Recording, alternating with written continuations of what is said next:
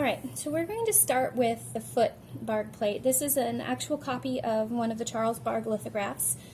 You can find most of them actually online at this point to print off.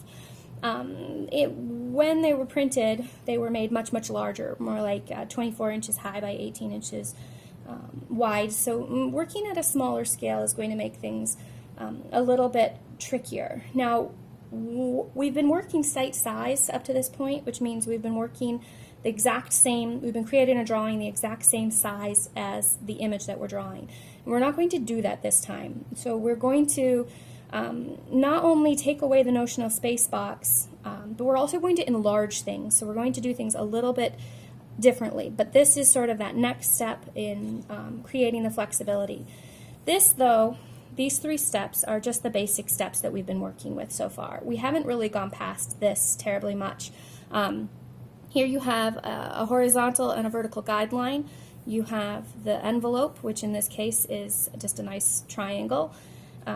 Here you have the block in, as well as the shadow shapes are blocked in, and then the finish. Now there's like 8 steps in between each one, which we'll get to, but these are the basic stages of walking through and finishing a drawing. So we're going to start out today by creating simply these guidelines and this basic shape to begin things. Now, I want to remind you to draw very lightly. We are going to create a finished drawing here, so you do not want incised lines. Remember how on Friday we did some practice with those deep lines, then it makes it very difficult to shade over. So I want you to draw very, very lightly with this. The other thing I want to say is just go slow, take your time, and we should be able to create, a pretty nice drawing by the end of the week. So we're going to start out with the basic guidelines. I'm just going to kind of move this one out of the way, I think, for the moment. I want you to make this larger. So what I don't want is a teeny tiny little drawing in the middle. I don't want to have it like this. I want you to get your, I guess it could be just a plain letter-sized sheet of printer paper if you need to, or if you've got a drawing paper. This one's 9 by 12. It makes it a little larger, a little bit nicer to work with. And I want you to position it landscape. Okay, that is to say that the longer side is horizontal, the shorter side is vertical, like you would see a landscape painting or drawing. Then the first thing we're going to do, the first marks we're going to make are going to be this, you're going to center it essentially. So I want you to go ahead and get out your ruler and make a, just like a little 1-inch notation mark on either side here. Because we don't want to go too small in the center, but we also don't want our drawing kind of running off the sides of the page. So this is going to be sort of our ends of the world. You can think of it as if we were doing the notional space box, these would be the edges here. And then we can go ahead and just right from there, we can create that horizontal line. And again, you can use a T-square or a level to make this very level, but you can also use the edge. This is kind of it's kind of the poor man's T-square, or the lazy artist's T-square who doesn't want to get up and get her T-square. You just line up the edge of your ruler with the edge of the paper, and then you don't just do that. You always want to double check and just kind of eye it and make sure that this part here looks about as even as that part there. And then go ahead and run your horizontal there. Again, make it light. Now, we're going to do a little bit of comparative measure. So we're not measuring exactly like this is 3 inches and I'm going to make my lines 3 inches, but we're going to look at the comparative size difference between the length of this so that we can place our vertical properly.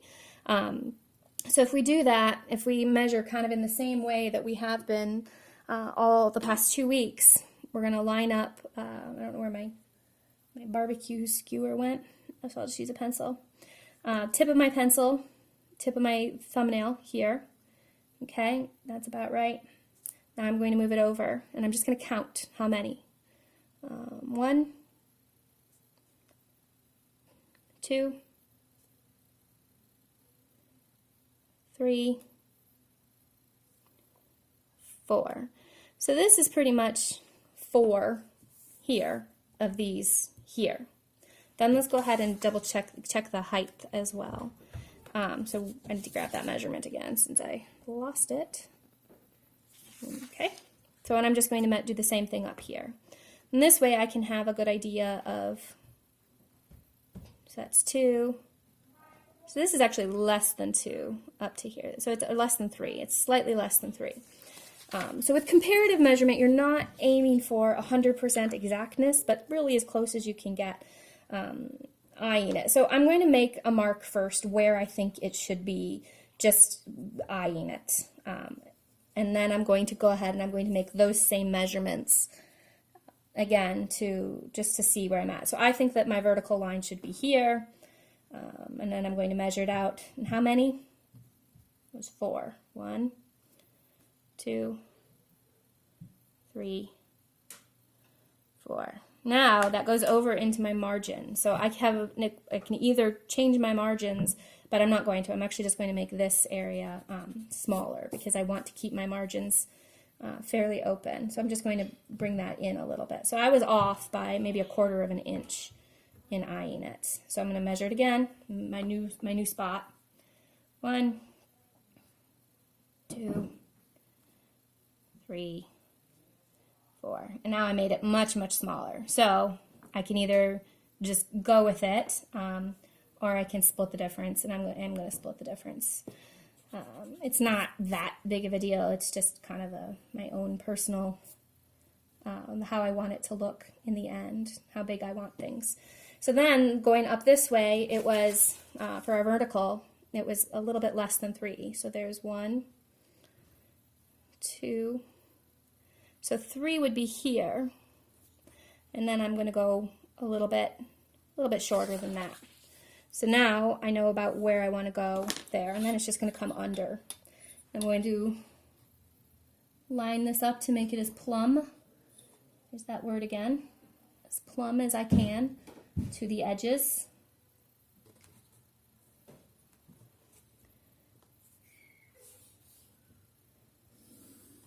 And then that's kind of feeling off to me, so I'm actually just going to go ahead and double check this, because your horizontal and verticals, you really do want them to be fairly straight. It's not the end of the world if they're a little crooked, but yeah, see, look at that. I was off by like 1/16 of an inch. That's a lot.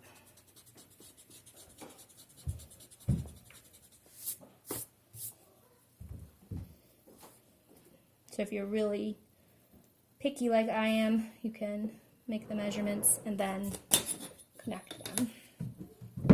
That way you can feel confident moving forward. All right, so, and then here's my almost 3. Now this is going to be, now I know, this is where I can just basically start kind of connecting things, because I made those comparative measurements. So I'm just going from here to here to here, and I already have those notations down, and so I can just connect.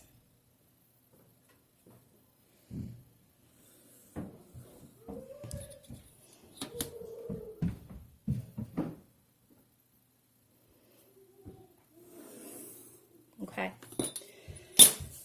So now I have my basics, the basic shape, the basic envelope, and it's larger. I still like the basic composition of it, sized pretty well. It's going to extend beyond here. So now we're going to start building the block in. And we're going to, again, pretty much just follow what's been laid out for us here. And then we're going to be continually refining it. But for this block in stage, we're just going to follow that first step, which really is just to carve out the heel to here, which, if we look at it in the further stages, this shape here, this actually comes into the heel of the foot and the edge of the base right here.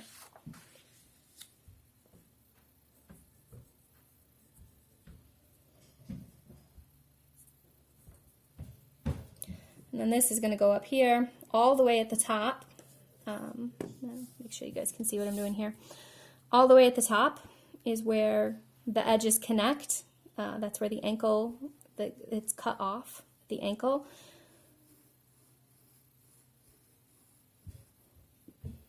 Here. And then I'm going to go down to the toe here. And again, I'm just really trying to think about it like carving. We've got just a block and we want to start carving out the very basic shapes of it. Now the one thing you're going to want to be careful about, and you can do comparative measure or you can just eye it and then kind of come back to it, is the distance, the width of the ankle. Because if you make the ankle too spindly, it'll look odd. If you make it too thick, it will also look odd. So since we've identified this as sort of a unit of measurement we can trust, I'm going to go back to that, and I'm just going to make a little measurement here. And so it's about a 1 1/3 of that length. So I'm going to just make sure that as I do this, so it's about here, that I keep it fairly straight. And then if we notice, it comes down underneath that line here. And then we follow the envelope line down. Okay. And the toe slopes inwards. And at this point, I don't want to be too terribly picky about things. I just want to get it approximate to where it's at. And then the base, what will be the base, is actually underneath that horizontal line. And so I'm going to go ahead and I'm going to sketch that out here. All right. Okay. There you go. So this is what I want. This is where I want you to finish up with. This is Tuesday, so I want you to get this done on Tuesday, and then we will come back and begin the follow-through lines, begin blocking in everything else for Wednesday.